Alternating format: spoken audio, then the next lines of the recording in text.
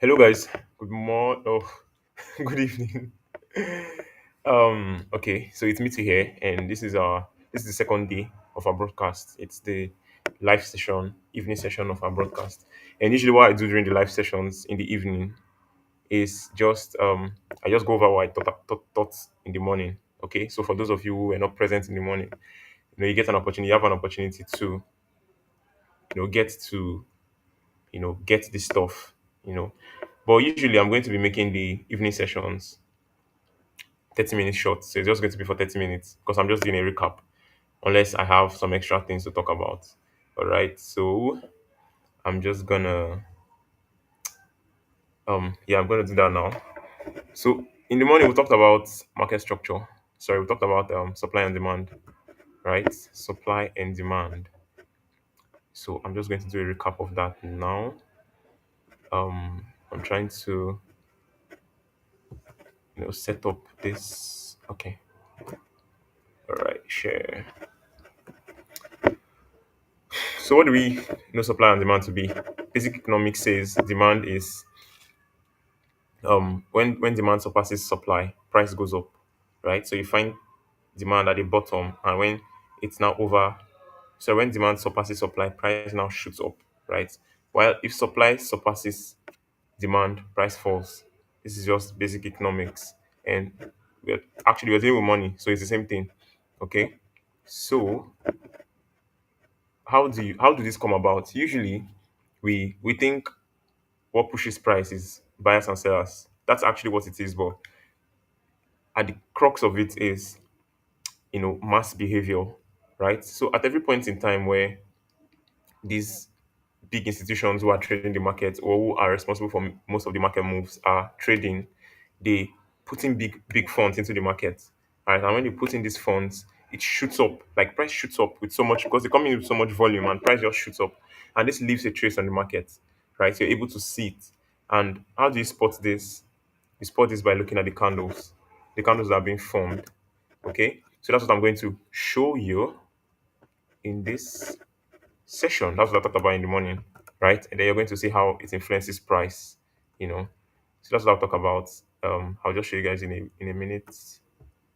All right, let me share my screen.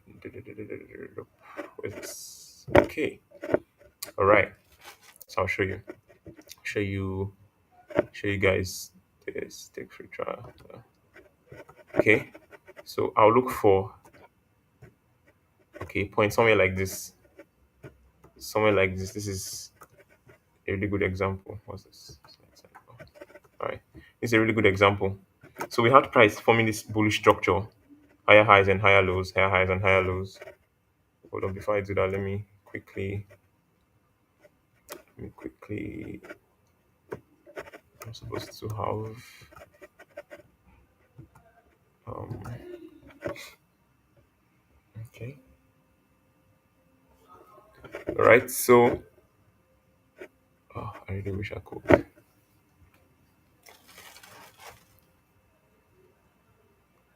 I really wish I could. Just this is not. It's not working.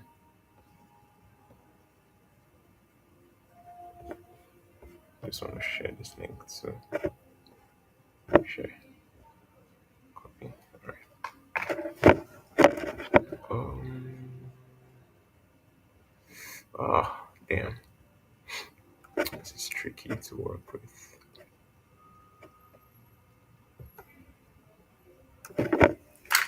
Anyways, I'm just gonna quickly scan this. So you see, whenever you look at the charts and you see the market trying to make break structure, basically, you're always going to find at some point you see candles with so much momentum, like so much momentum, as in they represent big volume, plenty volume. So price just comes in with all of that pressure and then pushes price. So the it depends. If it's happening at the bottom of the chart, you say it's demand. Price had a lot of demand to push from. All right. But if it's happening at the top, you say it's supply because supply has to be at the top because supply is what brings price down while demand takes price up. All right. So I will um let me show you what that looks like. can't I find this thing? Anyways, I'm just trying to quickly. Uh,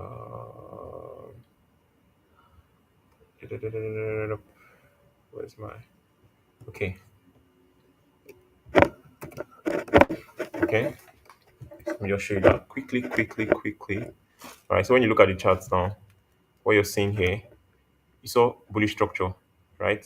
Bullish structure, and then price created this high here, created this high. Already it had this low, so this was the low before. Ignore this end. Let me take this out. All right. So this was the high, this was the low, and price came down, pulled back, to create another high, another low. Getting ready to push forward. But now when you look at these candles, you see the point at which price pushed, right? You saw this big momentum candle that just came in, especially this big one here. So when you want to identify this is a demand zone. You're looking for a demand zone here.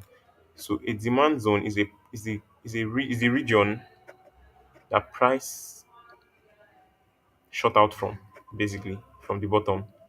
This is your entire demand zone. This is H4. This is your H4 demand zone. But of course, you can always refine it. Okay. Most people use the candle before the momentum candle. So this is the big momentum candle. So the candle before the momentum candle is this one here. So you just draw from the base of the candle to the top of the candle, and that becomes your demand zone. All right. And so what that means, the implication of that is that whenever price comes down to this point, it's going to react off it, because the people who injected so much money at this point would want to protect their position.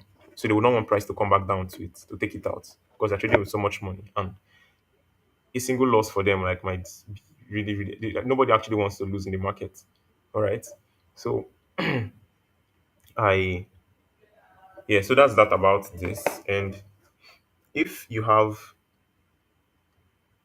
if you have this push coming from the top of the market, then it's going to be a supply zone, right? So at the bottom is demand, while at the top it's supply. So somewhere around here you're going to find supply, while at the bottom you're going to find demand. Right, I have a template for this. I'll just change this to demand. Take this out. Okay. And you also, as you can see, you also had, even despite the way price pushed up from here, it didn't break the structure instantly. It still came back down. So it reacted off this point. The supply here, this entire candle. Price reacted off supply. So price is always going between supply and demand. It's always going between supply and demand. And this is just like, I liken it to a filling station where you always stop by when you're going on a road trip or you're going on a really long journey. You stop by a filling station to get fuel, to facilitate your next um what's it called? Like your journey. Okay. So prices, so whenever price gets to supply, it's going to react off it. Whenever it gets to demand, it's going to react off it. So whether or not it's entirely break structure all depends on the trend the market is already on. So if it's in a bullish market, if it's in a bullish trend, higher highs and higher lows and higher highs and higher low, when price makes a new high, it's going to come down to seek demand to be able to push forward to make the next higher high, right? While if it's in a bearish market, so when price comes down, for it to break structure, it has to go up to seek supply to push downward. All right. So this is what it's going to look like in a bullish market. You have this high, you have this. For price to break this high, it needs demand. That's why it came down here, right? So it's going to push up. For it to create another low, it could do this. But for it to gain enough momentum to push above this high, it has to come down to seek demand that will be somewhere around here. Okay. So price has to come down into demand, right? While if it's in a bearish market, you're going to have price do this. Of course, this is what a bearish market is like, lower highs and lower lows, so it's coming downward. But there's always going to be supply up here. So for price to be able to break this structure, price has to come up into supply to gain enough momentum to push downward. So this is what I'll be showing you how to identify in the market, right? So like I said, this is demand, this is a demand zone. And at the same time, this demand zone was not strong enough to clear this high. So it had to come down, gain some momentum, and shoot up again, making this another demand zone. Okay, so this is the most recent demand zone, and now that price has come all the way to this top. What am I naming this as supply? This is also another supply. This is also another demand zone because what's this? Okay, because what price did was it broke out of this range, right? But then it like just shot all the way to the top. But this is not a very valid. It's a demand zone, but it's not. I'm not expecting price to stop here because as you can see from this structure, you have high, low, high. Price has to come down to create a low, and this is not. It's going to react off this point, but it's not going to stop it. It has to come deeper, right? And how deep is it supposed to come? It's supposed to come down to a discount price. A discount price is just basically, when you take it, when you get a swing from a swing low to a swing high, you take out your Fibonacci retracement tool, which is a tool that just measures the percentage of a retracement. So when price pulls back, this tool measures it. It treats the whole swing as 100%, and then when it retraces, it measures how many percent retrace did price make. Okay, so usually, from the 50% mark below is the discount price, but from 50% above is the premium price. And basically, everybody wants to buy at a discount. Okay, everybody wants to buy at a discount. So in this case, let me see if I can color code this so it's easier to identify. Um, it's very easy. Once you click your Fibonacci tool, you just come here, select this zero level one, level zero, level 0.5. Okay, so I'm just going to if we do that right. I'm just going to select background. Okay. So right, this is premium price. So price is not going to shoot off from this point. Most times it has to come down into a discount zone. So that means all these demand zones are very likely to be hit. But price is definitely going to react from them whenever it gets to them, going to react off them. All right. So now that's for demand. At the same time, let me look for supplies to explain what a supply zone would look like and what price will do when price gets to supply zones. So when you look at this level now, when you look here, um, price was bearish. Price was bearish here. From this high, it came down to form this low. So we had this high, we had this low. Okay, and when price created this swing, let's take out our Fibonacci retracement tool to see where the discount price is. This is the discount price. So price has to come up into this point to seek supply before dropping. Okay. And that's what price did here. See the momentum candle. This momentum candle. Like I said, it's the entire zone. Right? It's not a specific candle. You can use a specific candle, but most times you might actually miss out on the trade. So you have this level of price. Zoom out. If I was going to draw this, I was going to draw it here. I was going to take, you know, the top of this range to the bottom of this range. I would have actually missed this trade because I wouldn't have gotten tagged in. But most times when the range is actually very small, I just cover the entire range. Like what I mean is from this bottom to this top. And that's what they call flip zones. Right? It's called flip zones because it's the point where price flipped. And you see price respected, it tapped into the supply and dropped. So there are different ways to draw the supply and demand zones. And that will be what I'll be talking about tomorrow. But for now, I just want you to know that the candles before momentum candles, or the zones before momentum candles, that's candles that come in with so much volume, that's your supply or demand zone. And whenever price comes to those points, it's going to react off them. Okay, so this is it. So price came, tapped into this, but despite the fact that it tapped into this, it was unable to break the structure. It just came down, reacted off it, attempted to go higher, but it failed because as you can see, this was the momentum candle. After price tapped here, you see momentum here, big bearish candles formed, creating another demand zone, another supply zone, right? So price had to go up to tap. So it's just like it didn't have enough fuel to push downwards. So it had to come up again. It's like you're swimming and then you're losing oxygen. Like you don't have oxygen, you have to come up for air before you can dive deeper, right? So that's what price did here. It tapped into this supply and then it dropped, eventually breaking this. Okay. So what you now anticipate is price has broken structure. So you're expecting a what? A pullback. And whenever you're expecting a pullback, price is going to pull back to a discount zone. It always does that. It always seeks discounts, or it always seeks supply and demand zones within the discount zones. Okay.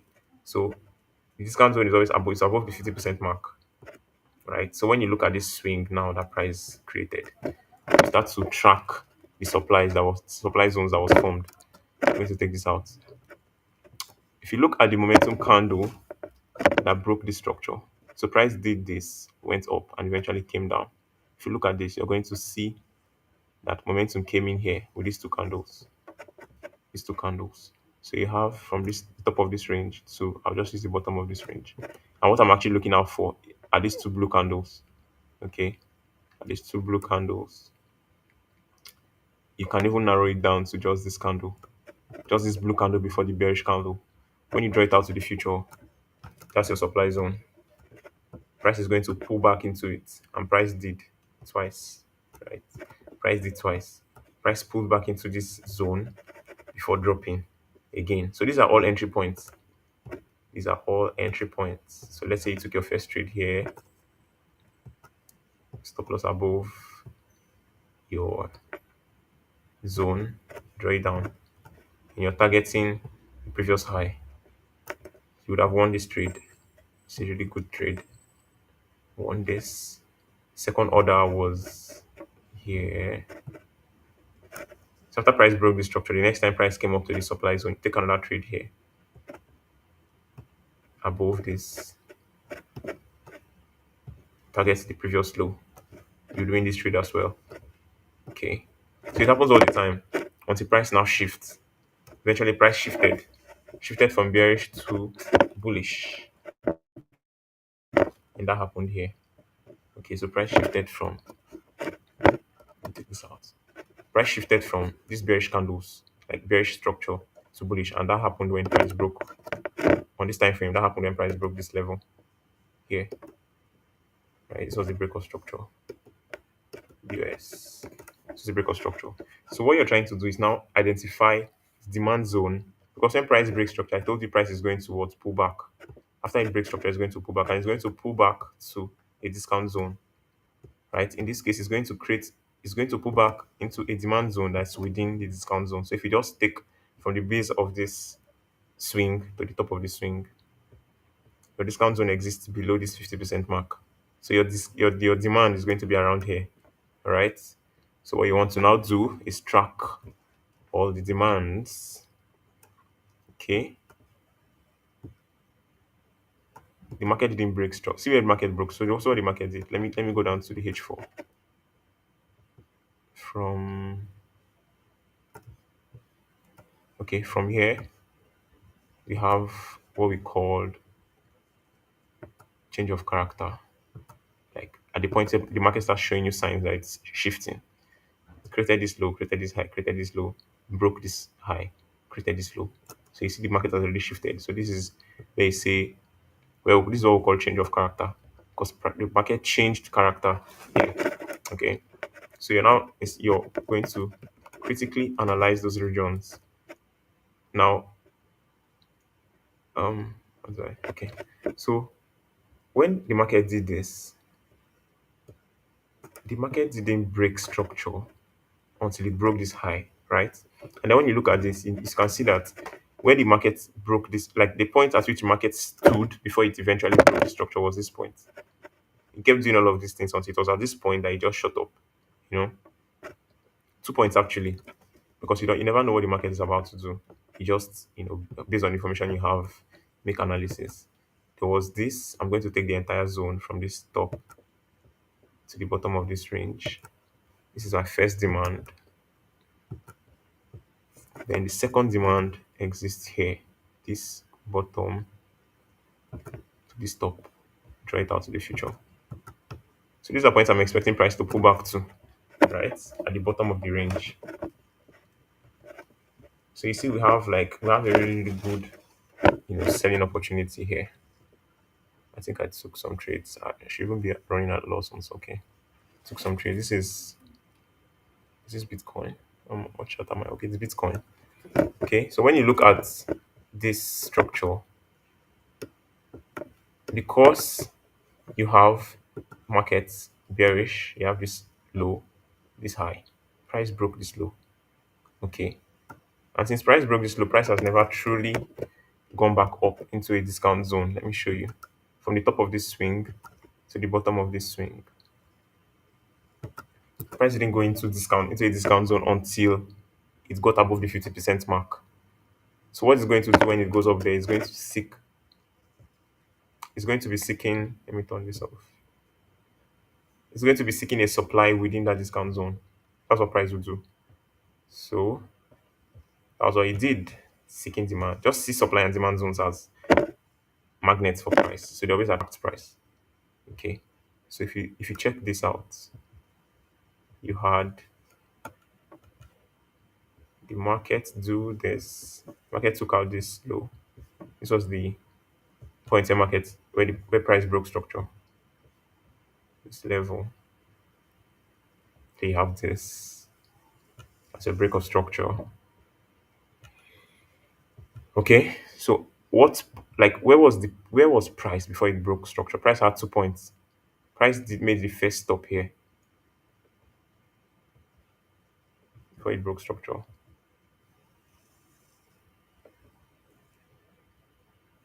Okay. You can see it did this, came up, did this, went back up before it eventually broke structure for me. So you have this first point, and that's why price reacted from it when it came here. So I told you demand and supply zones are always reaction points for price. Price reacted from it from here, and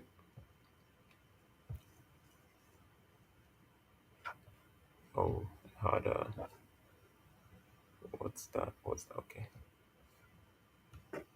sorry. So price reacted of this point, but there's actually a supply zone up here that was untapped, that was fresh, that had not been mitigated. Price had not touched it before.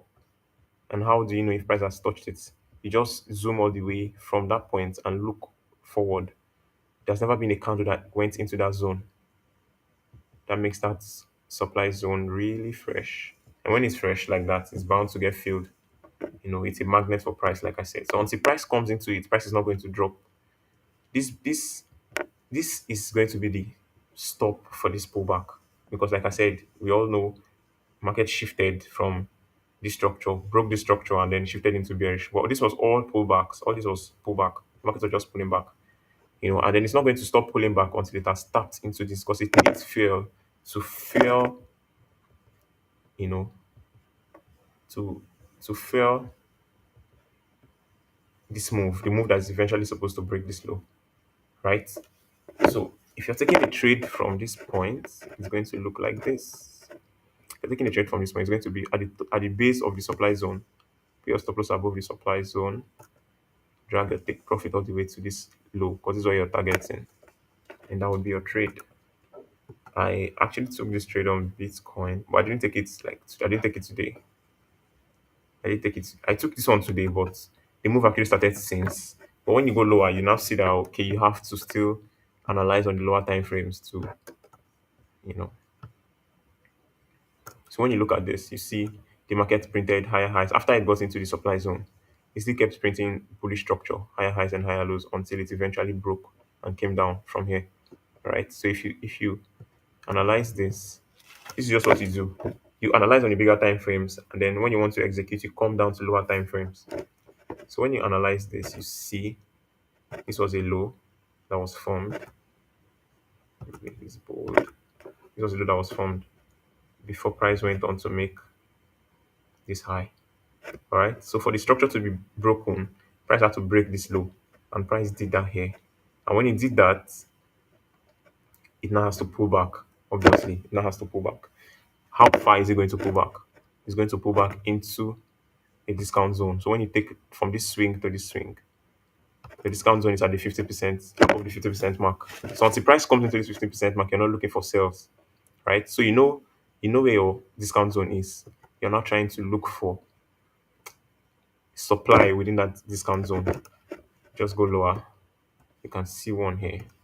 There's a supply here. That's fresh. That's not been mitigated, right? So you can draw from the top of this flip zone all the way to the base and draw it outward. This is a supply zone. But you would say, okay, supply failed. Actually, they were seeking liquidity. And this is something I talked about in my course. Because as you can see, they expect so many people to be taking trades from here and putting their stop losses above. So they had to come for those stop losses for them to be able to push price down. That's just how it works. That's just liquidity. Just every point that people would obviously put stop losses, that's going to generate a liquidity pool for them to want to take out those stop losses and force you to get out of your positions in order for them to be able to utilize those lost positions into building momentum for the downward push to get. So that's what happened here. Okay. So price did this first. And since it did this, initially it was a bullish structure. High, low, high, low, high. Until it did this, it now broke. This was the low. And then it now broke structure. This was the high. Price now came downward and broke structure again. Right? What was the last point before it broke structure?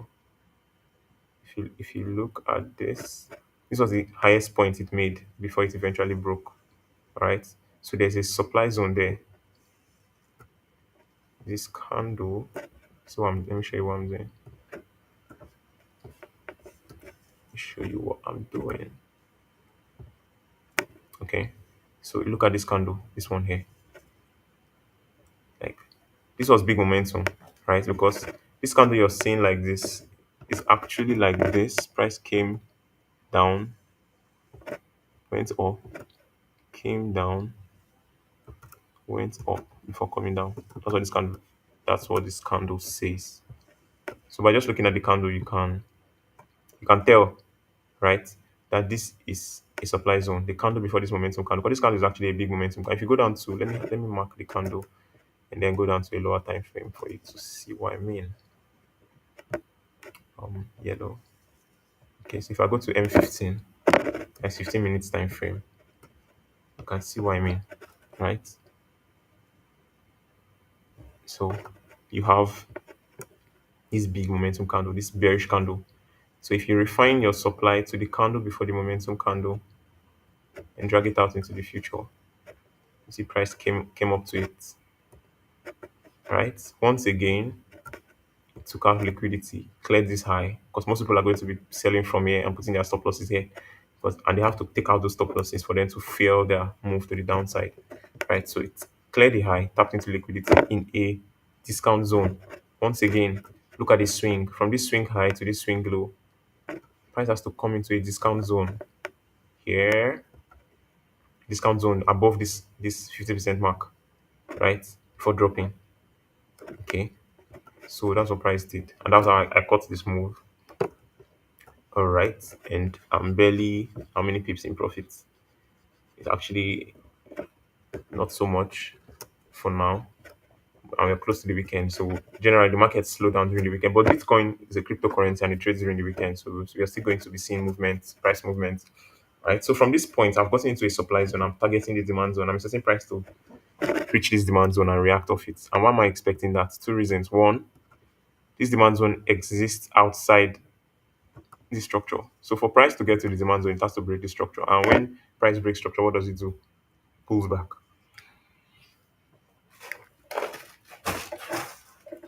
It always has to pull back. All right. It always has to pull back. So that's what we're anticipating. The price is going to clear this. So ideally, I can take this trade from here. Where I took it. Stop loss above the high. Target this low. Okay. Because I'm always targeting the low. But at this point, I'm quite confident that it's going to come to the demand. So I'll just stretch my take profit to the demand. All right. Um, since 19. Okay. So this is a good trade that we could take on Bitcoin. All right.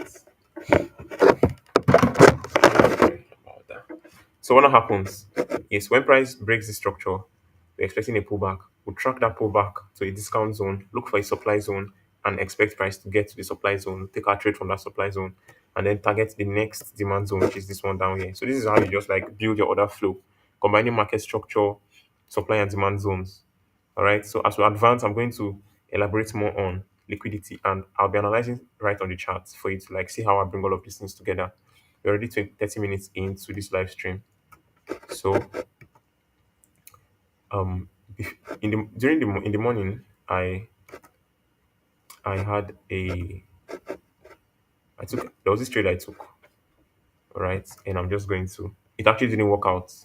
I think I dropped a I can find my WhatsApp. I dropped it in the WhatsApp channel, and it didn't work out. That was, let me see, that was on GBP JPY, I think. GBP JPY. I think I still had some markups on that. Let me see.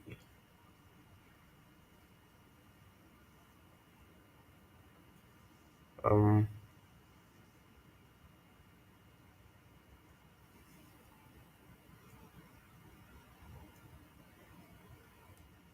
can't find. Okay, so that was on. I didn't even not the. I think that was on GBP JPY, and I was trying to explain.